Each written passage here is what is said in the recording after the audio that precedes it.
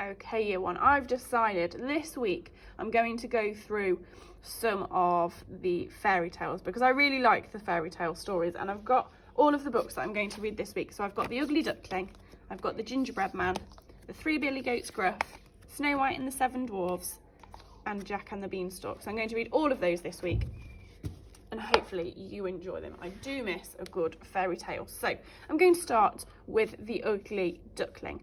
Now, he's looking up at all the beautiful white swans, isn't he? Do you think he's feeling a bit sad?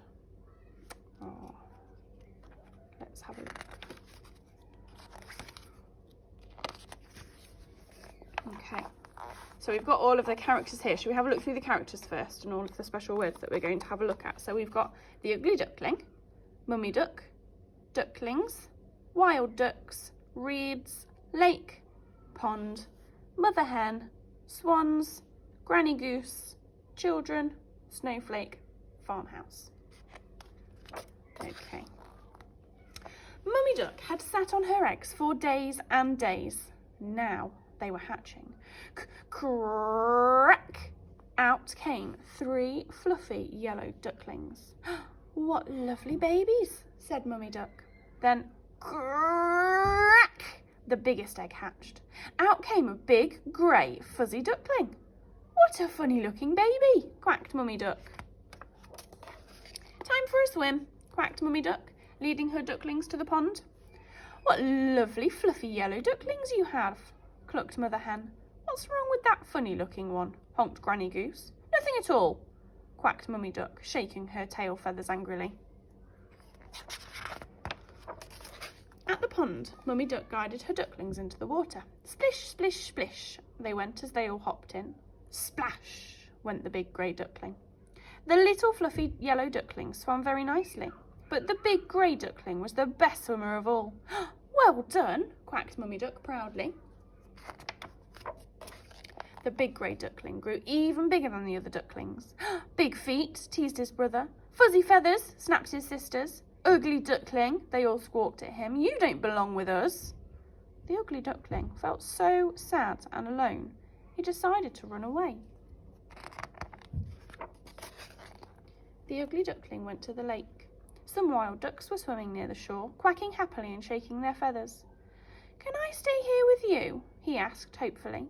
No, replied the wild ducks nastily. You're not one of us. Go away. As the ugly duckling swam away sadly, he looked up. A flock of white birds with long, graceful necks were flying across the sky. They were the most beautiful birds he'd ever seen. I wish I looked like them, thought the ugly duckling. Then everyone would like me. Gradually, the lonely days became shorter, and the freezing, frightening nights grew longer. Winter had arrived, and when the lake froze, the ugly duckling couldn't find any food. Alone, he huddled on the cold ground and fluffed his feathers to try and keep warm. He does look very sad, doesn't he? When it snowed, the ugly duckling, shivering and shaking with cold, waddled along until he came to a farmhouse. It was warm and cosy, but the children who lived there were rough and noisy. The ugly duckling was frightened and ran away, back to the icy lake. He was alone again. The winter was long and lonely, but at last spring came, and the warm sun melted the frozen lake. The ugly duckling slid into the water. Looking down, he saw his reflection. Who's that handsome creature? He wondered. All at once, all the beautiful birds he had seen in the sky flew down beside him. What a handsome swan you are, they said. The ugly duckling wasn't ugly after all.